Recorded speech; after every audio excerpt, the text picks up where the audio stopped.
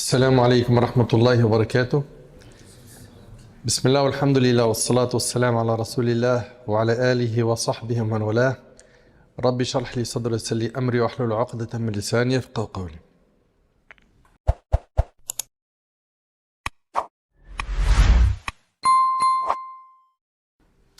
Chers frères, chères sœurs, j'implore Allah Tabarak wa Ta'ala de bénir cette assise. Alhamdulillah, Allah subhanahu wa ta'ala nous a facilité ce déplacement. On le remercie, Azza wa Jal, de nous avoir permis de nous réunir pour évoquer Allah, pour augmenter nos connaissances et augmenter notre foi. De même, je remercie les responsables de la mosquée pour l'invitation. Et j'implore Allah subhanahu wa ta'ala de les récompenser grandement et de vous récompenser pour avoir fait l'effort de vous déplacer. Chers frères, chères sœurs, le thème qu'on va aborder avec vous est le suivant. Vérifie avant de parler. Vérifie avant de parler. Nous vivons une époque où énormément d'informations circulent, surtout avec les réseaux sociaux. Et malheureusement, énormément d'informations sont des calomnies, des médisances, des attaques à l'honneur de certains de nos frères, de nos sœurs. Et ces informations-là sont relayées par d'autres personnes sans la moindre vérification. Et ça, ce n'est pas normal. Ce n'est pas normal. Et j'aimerais commencer cette conférence avec une histoire étonnante qui s'est déroulée à l'époque du prophète sallallahu alayhi wa sallam. Cette histoire est rapportée par l'imam Ahmad rahimahullah dans son Musnad. Al-Harith ibn Dinar al-Khuza'i radiyallahu anhu raconte. Je vous demande d'être très attentif s'il vous plaît. Il raconte, je suis venu voir le messager d'Allah sallallahu alayhi wa sallam qui m'a invité à embrasser l'islam. Je l'ai accepté et j'en ai témoigné. Ensuite, il m'a appelé à m'acquitter de la zakat, ce que j'ai également accepté. Puis, je lui ai dit, ô messager d'Allah, écoutez attentivement s'il vous plaît, c'est hyper important ce qui arrive. Puis j'ai dit, ô messager d'Allah, laisse-moi retourner auprès de mon peuple pour les inviter à l'islam et au paiement de la zakat. Il vient de se convertir à l'islam et ressent la responsabilité. La responsabilité de faire da'wah, d'être utile, dans l'immédiat. Ceux qui répondront à mon appel, je recueillerai leur zakat. Envoie-moi quelqu'un à une date convenue pour la récupérer. Lorsque j'ai rassemblé la zakat, dit Al-Harith, le moment convenu est arrivé, mais le prophète sallallahu alayhi wa sallam ne s'est pas présenté. J'ai alors pensé que cela signifiait que le prophète sallallahu alayhi wa sallam était en colère contre moi. Al-Harith, c'est ce qu'il a pensé. J'ai convoqué mon peuple et je leur ai dit, le messager d'Allah m'avait promis d'envoyer quelqu'un à une date précise pour récupérer la zakat, mais personne n'est venu. Or, le messager d'Allah ne manque jamais à ses promesses. Et regardez la suite, il a dit, je crains que ce retard soit dû à une colère d'Allah. Partons immédiatement rencontrer le messager d'Allah. Pourquoi? Pour lui remettre cette zakat. Entre-temps, le prophète il avait envoyé quelqu'un pour récupérer la zakat. Cette personne-là était Al-Walid ibn Uqba. En chemin, Al-Walid ibn Uqba, qu'est-ce qui s'est passé? Il les a vus arriver. Al-Walid ibn Uqba qui part pour récupérer la zakat, il voit Al-Harith et son peuple arriver. Il a eu peur. Il s'est dit, ils veulent me tuer. Alors que ce n'était pas le cas. Al-Harith voulait tout simplement rencontrer le prophète pour lui remettre la zakat. Vous suivez? Donc ici, qu'est-ce qu'on a? On a Al-Walid qui a été pris de peur, imaginant que les gens voulaient l'assassiner. Il a été influencé par les insufflations du diable. Qu'est-ce qui se passe? Al-Walid, il retourne voir le prophète sallam et lui dit: oh messager d'Allah, Al-Harith m'a refusé la zakat et a tenté de me tuer. Est-ce que c'est le cas? C'est pas le cas. Le prophète sallam et les musulmans se sont mis en colère contre Al-Harith, ainsi que son peuple. Et une expédition a été envoyée à leur rencontre. Cependant, Al-Harith et son peuple étaient déjà en chemin avec la zakat pour rencontrer le prophète sallam. Ils rencontrèrent l'expédition à l'entrée de Médine. Donc les musulmans, ils partent pour aller voir Al-Harith. Ok? Ils sont en colère contre lui. Et là, ils le rencontrent à l'entrée de Médine. Al-Harith leur dit: pourquoi avez-vous été envoyés? Ils répondirent: nous avons été envoyés contre toi. Al-Harith leur a dit: pourquoi? Ils dirent: le messager d'Allah avait envoyé Al-Walid ibn Uqba, mais il a affirmé que tu lui as refusé la zakat et que tu avais tenté de le tuer.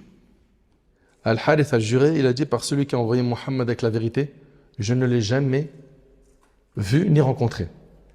Je n'ai jamais vu Al-Walid. Je n'ai jamais vu Al-Walid. Quand Al-Harith se présenta devant le prophète sallam, ce dernier lui a dit: tu as refusé la zakat et tenté de tuer mon messager? Al-Harith répondit: par celui qui t'a envoyé avec la vérité, je ne l'ai jamais vu et il ne m'est jamais venu. Si je suis venu à toi, c'est uniquement parce que ton envoyé ne s'est pas présenté et que je crains une colère de la part d'Allah et de son messager. C'est bon? À ce moment-là, Allah Ta'ala a révélé un verset que vous connaissez pour beaucoup d'entre vous. Allah Ta'ala a révélé: Ya ayyuhalladhina amanu in ja'akum fasiqun binaba'in fatabayyanu an tusibu qawman bijahala fatusbihu ala ma fa'altum nadimin. Ô vous qui croyez, si un dévoyé, un fasiq, un pervers, si un dévoyé, et ici c'était Al-Walid ibn Uqba, parce que ce qu'il a dit c'est faux. Il a dit: non seulement il m'a refusé la zakat, mais il a tenté de me tuer, alors qu'ils ne se sont même pas vus. Allah Ta'ala a dit: ô vous qui croyez, si un dévoyé vous apporte une nouvelle, faites preuve de circonspection. Analysez cette information, voyez clair, de crainte de porter atteinte à des innocents par ignorance et d'éprouver ensuite de regrets pour ce que vous avez fait. Allahu Akbar. Dans ce verset, Allah Ta'ala nous demande de vérifier l'information quand elle vient de qui? D'un fasiq, un pervers. Un pervers, c'est quelqu'un qui est connu pour faire les grands péchés. D'accord? C'est quelqu'un qui est loin de l'obéissance à Allah subhanahu wa ta'ala. Cheikh Al-Uthaymin, rahimallah, il dit que si l'un des dévoyés apporte une nouvelle, il ne faut ni la rejeter ni l'accepter d'emblée. Mais il va falloir quoi? En vérifier l'authenticité. Donc ça, c'est le réflexe qu'on a quand un pervers il nous ramène une information. C'est de vérifier l'authenticité de l'information. Maintenant, si cette personne n'est pas perverse, mais une personne quoi? Pieuse, juste, fiable, intègre. Comment est-ce qu'on doit réagir? La règle, c'est qu'on prend d'elle l'information sans vérifier. Ok? Mais ce n'est pas dans tous les cas. Parce que dans certains cas, il faudra un certain nombre de témoins. Un seul témoignage ne suffira pas. Comme les cas de fornication, où il faut prouver cela dans notre religion avec 4 témoins. Pareil pour le meurtre, il faut 2 témoins. Pour le vol, il faut 2 témoins. Donc un seul témoin ne suffira pas. Vous suivez? Et subhanallah, aujourd'hui, quand on a une information, notre réflexe, c'est de se précipiter, se hâter, de faire des conclusions, de relayer l'information, de la partager sans avoir vérifié l'authenticité de l'information. Et ça, le fait d'être hâtif de cette manière-là, ça vient du diable. Dans le hadith rapporté par l'imam Abu Ya'la, d'après Anas, le prophète sallallahu alayhi wa sallam a dit: la réflexion avant d'agir vient d'Allah. Écoutez bien s'il vous plaît. Il a dit: at-ta'anni min Allah wal-ajalatu min ash-shaytan. Il a dit: la réflexion avant d'agir vient d'Allah, tandis que la précipitation vient de Shaytan. Je vous le dis, je le répète, les informations quand elles circulent par WhatsApp, sur Internet, etc., les gens reçoivent l'info. Malheureusement, un grand nombre ne prend pas le temps de vérifier l'information. Vérifier et s'assurer de l'authenticité des informations fait partie des qualités des musulmans et des enseignements du miséricordieux, subhanahu wa ta'ala. C'est également une pratique encouragée par le maître des hommes, notre bien-aimé Muhammad, sallallahu alayhi wa sallam. En effet, la vérification et la prudence permettent de préserver les vies. Combien de fois des informations circulaient rapidement et à la fin, qu'est-ce qui s'est passé? Des disputes qui ont tellement gonflé que des gens ont été tués injustement. Donc, la vérification et la prudence permettent de préserver les vies, de protéger l'honneur. Le prophète, alayhi salatu wassalam, vous connaissez probablement tous l'histoire de Hadithatul Ifk, n'est-ce pas? Lorsque Aïcha, la femme du prophète, elle a été accusée d'avoir commis l'adultère avec qui? Avec Safwan, radiyallahu anhu. Subhanallah, vous savez pendant combien de temps cette rumeur a circulé sans que Allah Ta'ala révèle l'innocence de Aïcha? Combien de temps? Non, oui, 1 mois. 1 mois, 1 mois. On a attaqué l'honneur de Aïcha. Chose qui, bien évidemment, comme vous le savez, a profondément touché le prophète alayhi salatu wassalam. Une rumeur, ça peut détruire un couple, une famille. C'est très dangereux. Ce n'est qu'après 1 mois qu'Allah subhanahu wa ta'ala a innocenté Aïcha en révélant des versets dans Sourate An-Nur. La vérification et la prudence permettent de préserver les vies, l'honneur, le sang, de garantir les droits des individus et des communautés, d'éradiquer les causes de conflits.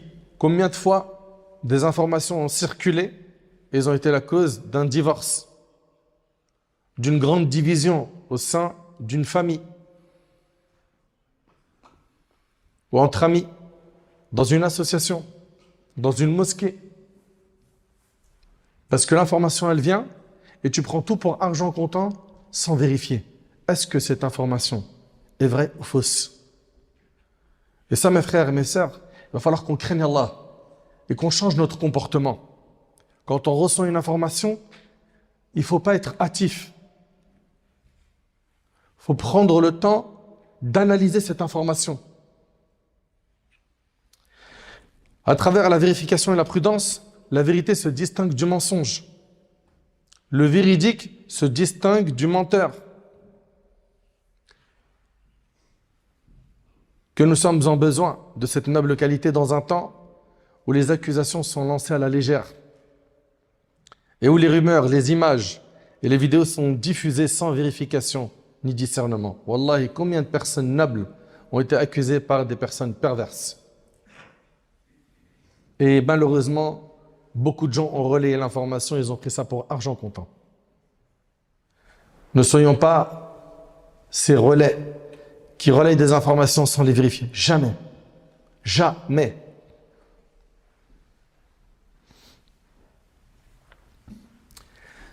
Les prophètes et les messagers étaient de ceux qui étaient prudents et prenaient le temps de vérifier les informations. Le prophète Sulayman alayhi salam, lorsqu'il reçoit la huppe, vous connaissez le hudhud, et la huppe, elle vient avec une information que Sulayman n'avait pas. C'était quoi? Qu'il y avait un peuple qui adorait autre qu'Allah. Il n'a pas rendu de jugement avant de s'assurer de la véracité de l'affaire et de vérifier les faits. Qu'est-ce qu'il a dit dans le Coran? Sananzur asadaqta am kunta min al-kadhibin. Allahu akbar. Et c'est le réflexe qu'on doit avoir. Sulayman lui répondit, nous allons voir si tu dis la vérité ou si tu mens. Et ça devrait être, subhanallah, notre devise. Notre approche, ça devrait être celle de nos prophètes. Nous allons voir si tu dis la vérité ou si tu mens. Si chacun d'entre nous faisait ce travail, les médisances et les disputes cesseraient. Nous allons voir si tu dis la vérité ou si tu mens. Oui, c'est comme ça qu'on doit agir. Pourquoi? Parce que tu m'as donné une information. Peut-être que tu t'es trompé. Peut-être que tu as mal compris. Peut-être que. Et notre prophète, sallallahu alayhi wa sallam, lui, qui est notre modèle, il prenait soin de bien vérifier les informations. Lorsque Ma'az, le hadith il est rapporté par l'imam Muslim, il vient le voir pour lui dire qu'il a commis l'adultère. Ce compagnon, il dit au prophète sallallahu alayhi wa sallam, purifie-moi. Il veut que le prophète sallallahu alayhi wa sallam lui applique la sanction.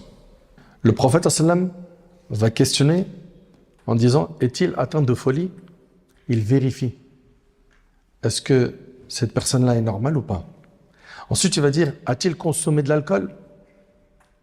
Tout ça, c'est pourquoi? Pour bien vérifier l'état de cette personne. Ensuite, il lui dit, as-tu commis la fornication? Peut-être que tu as fait autre chose. Et ce n'est qu'après les vérifications que le prophète sallam lui a fait appliquer une peine. Taïb. Ce qu'il y a à retenir ici, c'est que le prophète sallam a pris soin de s'informer sur l'état mental et les conditions de cette personne avant de prononcer un quelconque jugement à son sujet. Mais vous allez me dire, ok mon frère, on a compris qu'il faut vérifier. Mais c'est ça notre devoir quand il a une accusation? Non. Quand il a une accusation envers un de tes frères ou une de tes sœurs, s'il vous plaît, enregistrez ce que je vais vous dire. La première des choses, quand il y a une accusation envers quelqu'un, et c'est souvent le cas sur Internet, n'est-ce pas? Ceux qui connaissent TikTok, Twitter, etc., ça fuse assez régulièrement. Eh bien, la première règle, quand il y a une accusation sur un de tes frères, une de tes sœurs, c'est quoi? Ne pas te mêler de ce qui ne te regarde pas. Est-ce que ça, on peut l'enregistrer, s'il vous plaît? Ne te mêle pas de ce qui ne te regarde pas. Tu vas te retrouver à participer à des calomnies, à des mensonges, à augmenter tes péchés pour une histoire qui ne te concerne pas. Rappelez-vous que le prophète sallam, il a dit, savez-vous qui a fait faillite? Celui qui a fait faillite, ce n'est pas celui qui n'a plus d'argent. Le prophète sallam, il a dit, celui qui a fait faillite, c'est celui qui viendra le jour du jugement avec des prières, jeûnes, sadaqa, il a fait des efforts dans les adorations, mais il viendra après avoir insulté un tel, après avoir frappé un tel, il a pris les biens d'un tel, etc., etc. Qu'est-ce qui se passera le jour du jugement? Il devra rembourser ses victimes avec ses hasanats, ses bonnes actions.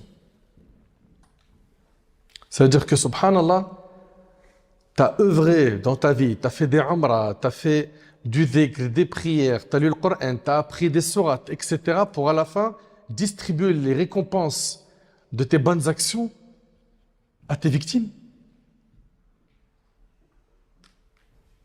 Tu n'aurais pas pu garder le silence, te taire? Et surtout aujourd'hui, je ne sais pas si vous avez remarqué, avec la mode de certains influenceurs qui se donnent le devoir de commenter tout ce qui bouge.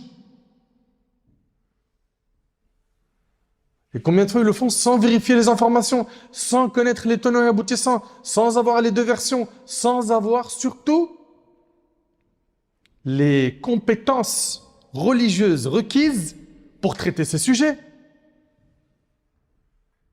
Mais c'est de la folie. Dans le hadith de celui qui a fait faillite, si les victimes ne trouvent plus de bonne action chez toi, ils prendront leurs péchés et ils les mettront dans ton compte et tu seras jeté dans le feu. Mais c'est terrible.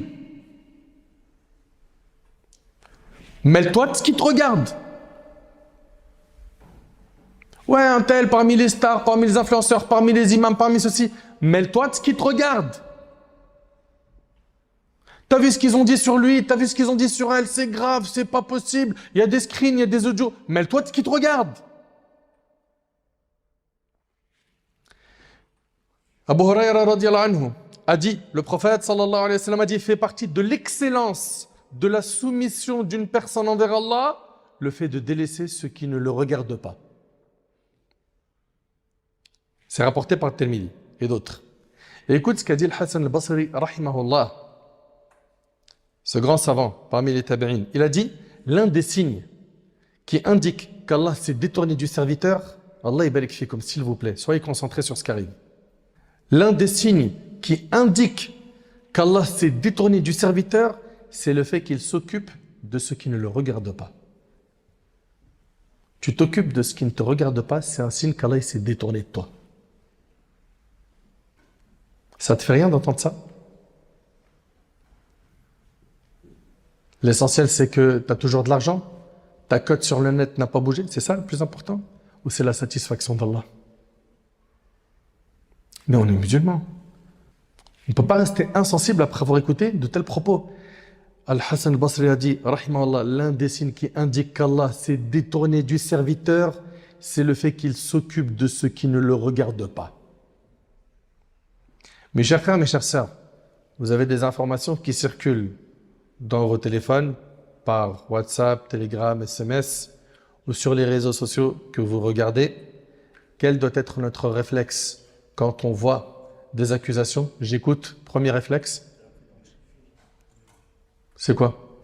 Ne pas te mêler de ceux qui ne te regardent pas. Deuxièmement, si l'affaire te concerne, sache que tu as le devoir de vérifier l'information, comme on le dit depuis le début. Mais pour cela, il faut des outils qui sont inexistants chez un nombre incalculable de ces et celles qui accusent. Il va falloir connaître les règles concernant les témoignages.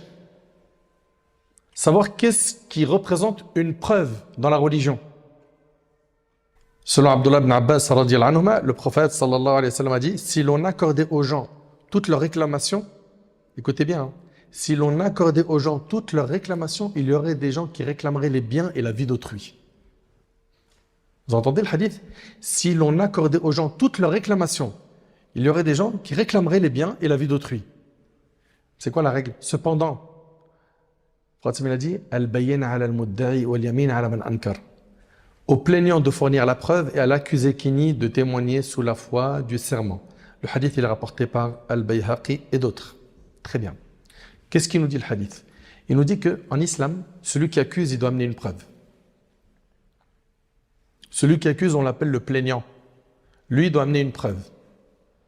Et celui qui est accusé, dans le cas où le plaignant n'apporte pas de preuve, qu'est-ce qu'il lui demandait en islam pour prouver son innocence? C'est quoi? C'est de jurer par Allah.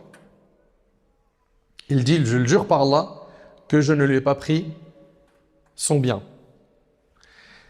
Dans l'absence de preuve du plaignant, dans notre religion, le serment fait par l'accusé, le serment fait par la victime qui s'est fait accuser, suffira. Vous suivez? Et s'il refuse de jurer, on demandera au plaignant, lui, de jurer. Il se peut également que celui qui a accusé, le plaignant, n'avait pas une preuve en particulier qu'il a réussi à avoir par la suite, après que le juge ait jugé en faveur de qui? De celui qui a accusé. Est-ce qu'on reprend l'affaire du début ou pas? Oui. Ok? Plein de choses. Il faut connaître c'est quoi une preuve. Il faut connaître combien faut-il de témoins dans tel et tel cas de figure. Parce que dans certains cas de figure, 2 témoins suffiront. Dans certains cas de figure, c'est 1 témoin plus des serments, il va jurer par Allah. Dans certains cas de figure, ça sera 4 témoins. Mais il faut connaître ces choses-là.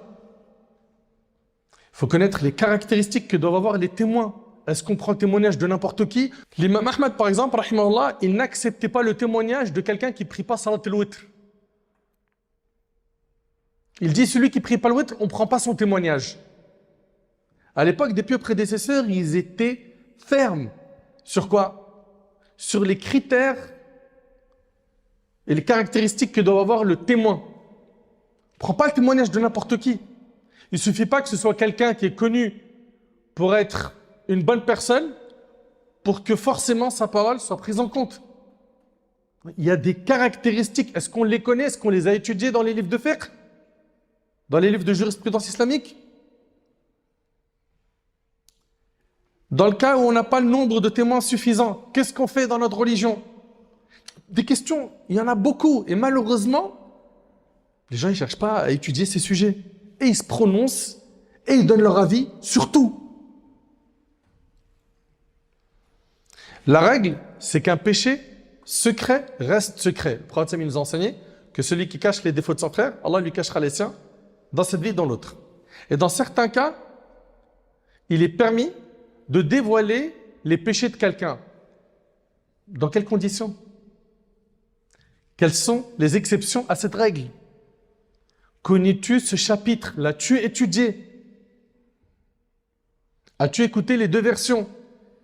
Abu Daoud et Nasai ont rapporté que le prophète sallam envoya Ali radiyallahu anhu au Yémen en tant que juge et il lui recommanda: lorsque deux parties en litige s'assiront devant toi, ne rends pas ton jugement avant d'avoir entendu l'autre partie. Le béaba pour régler un litige, c'est d'écouter les deux versions. Non, aujourd'hui, un tel a dit, khlas, ça suffit. Elle a juré par Allah. Elle nous a dit qu'elle a des preuves. Il a dit qu'il a des preuves. Elles sont où les preuves? Tant qu'il n'y a pas de preuve dans une accusation envers un de tes frères, envers une de tes sœurs, il est innocent jusqu'à preuve du contraire. Vous entendez ou pas? Tant qu'un de tes frères, une de tes sœurs qui est accusé, on ne t'a pas fourni de preuve le concernant, il est innocent jusqu'à preuve du contraire.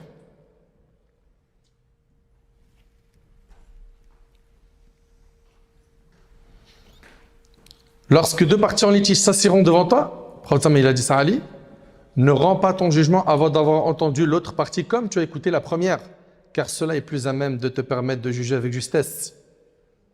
Chers frères, chères sœurs, pour terminer, que chaque musulman se rappelle qu'il sera tenu responsable devant Allah subhanahu wa ta'ala et qu'il devra rendre des comptes sur tout ce qu'il a prononcé. Allah tabarak wa ta'ala dit: Ma yalfidhu min qawl illa ladayhi raqibun atid. Il ne prononce pas une parole sans avoir auprès de lui un observateur prêt à l'inscrire. Tout ce que tu dis, les anges l'écrivent. Tout ce que tu tapes sur le net, un commentaire, en dessous d'un post, une publication, ou un tweet, ou autre, tout ce que tu dis, ce que tu écris, c'est inscrit par les anges. Il est donc de notre devoir de ne pas nous laisser entraîner par les insufflations du diable. À ceux qui nuisent à l'honneur de leurs frères et de leurs sœurs, méditez avec moi sur ces deux hadiths. Selon Abu Barz al-Aslami, le prophète a dit: ô vous qui avez cru avec vos langues, alors que la foi n'a pas encore pénétré votre cœur, ne nuisez pas aux musulmans. Ne nuisez pas aux musulmans et regardez bien, et ne cherchez pas leurs défauts. Il y a des gens, ils sont comme ça, sur les réseaux sociaux et ailleurs, ils sont fans d'aller chercher les défauts des autres. Et ne recherchez pas, et ne cherchez pas leurs défauts, car celui qui cherche les défauts de son frère, Allah cherchera les siens. Et celui dont Allah cherche ses défauts, il l'humiliera en mentionnant ses défauts, même ce qu'il a commis seul dans sa demeure. Rapporté par Ahmed et Abu Daoud. C'est-à-dire quoi? Tu t'aventures à chercher les défauts des gens, attends-toi à ce qu'un jour tu sois humilié. Tu seras humilié par Allah. Et le prophète sallallahu alayhi wa sallam a dit que celui qui dit sur un croyant ce qu'il n'y a pas en lui, tu l'accuses de quelque chose qu'il n'y a pas en lui, Allah le fera habiter dans Radratul Khabal. Vous savez c'est quoi Radratul Khabal? C'est les sécrétions des gens de l'enfer. Allahu Akbar. Ne soyons pas de ceux qui salissent l'honneur des gens, mais plutôt de ceux qui défendent l'honneur des gens tant que cela est défendable. Selon Abu Darda radiyallahu anhu, le prophète a dit, et c'est avec ça que je termine, celui qui défend l'honneur de son frère, Allah détournera le feu de son visage au jour de la résurrection, rapporté par Tirmidhi Ahmed. Tu défends l'honneur de ton frère, Allah subhanahu wa ta'ala il protégera ton visage du feu de l'enfer yawm al-qiyamah. Soyons de cela. Soyons de cela. Donc mes chers frères, mes chères sœurs, quand une information elle arrive, est-ce qu'elle me concerne? Elle ne me concerne pas? Ça c'est la première question que je me pose. Si ça ne me concerne pas, je ne la calcule pas, je ne la commande pas, ça ne me regarde pas. Pour moi, c'est comme si je n'avais pas reçu cette info. Si elle me concerne, là, il va falloir que je fasse quoi? Que je vérifie l'information. Et pour la vérifier, il y a des règles dans notre religion qui sont ignorées par énormément de musulmans et de musulmanes. Et pour terminer, il faut qu'on contrôle nos langues, ce qu'on dit sur les gens, ce qu'on écrit sur les gens, car wallahi, que le jour du jugement risque d'être un jour très difficile pour certains. Très difficile pour certains. Ce jour-là, tu pourras regretter autant que tu veux, tu pourras pleurer autant que tu veux, ça ne changera rien. Donc, occupons-nous de nous-mêmes. Concentrons-nous sur nos défauts. Qu'on apprenne à être silencieux et qu'on ne commente pas tout ce qu'il y a autour de nous. Ça nous permettra de sécuriser nos hasanat le jour du jugement. Car autrement, tu vas te retrouver à les distribuer pour d'autres. Vous savez, ces personnes-là qui calomnient, qui déchirent l'honneur des gens sur le net, si seulement ils réalisaient à quel point ils sont en train de distribuer leurs hasanat, ils ne s'en rendent pas compte. Al-Hassan al-Basri, rahimallah, quand on l'a informé qu'il y avait des gens qui parlaient de lui en mal, il a offert des dates. Il a dit, mais parvenu que vous étiez en train de me distribuer vos hasanat. C'est un cadeau que vous faites aux gens que vous calomniez. Vous êtes en train de vider votre compte de hasanat et vous les transférez. Vous faites des hajj, des umrah, vous lisez le Coran, vous faites des bonnes actions, etc. pour à la fin distribuer vos bonnes actions. Craignez Allah, repentez-vous. Et quand on se repent d'une médisance, écoutez attentivement s'il vous plaît. Cheikh Al-Uthaymin, rahimallah, il a dit que si la personne a été informée que tu as parlé d'elle en mal, il faudra lui demander pardon à elle. Tu demandes bien évidemment pardon à ton Seigneur Jalla fi'ala, et là où tu l'as évoqué en mal, tu l'évoqueras en bien. Par contre, si la personne n'est pas informée que tu as parlé d'elle en mal, tu n'as pas le devoir d'aller la voir et de t'excuser. Par contre, tu demanderas pardon à ton Seigneur Jalla fi'ala, tu te repens, et là où tu as parlé d'elle en mal, tu parles d'elle en bien. Enfin, j'implore Allah subhanahu wa ta'ala de nous guider, de nous pardonner, d'améliorer notre comportement. J'implore Allah subhanahu wa ta'ala de faire de nous des pieux. J'implore Allah subhanahu wa ta'ala de faire que ce rappel nous soit utile. هذا والله أعلم سبحانك اللهم وبحمدك أشهد أن لا إله إلا أنت أستغفرك وأتوب إليك وآخر دعوانا الحمد لله رب العالمين وجزاكم الله خير.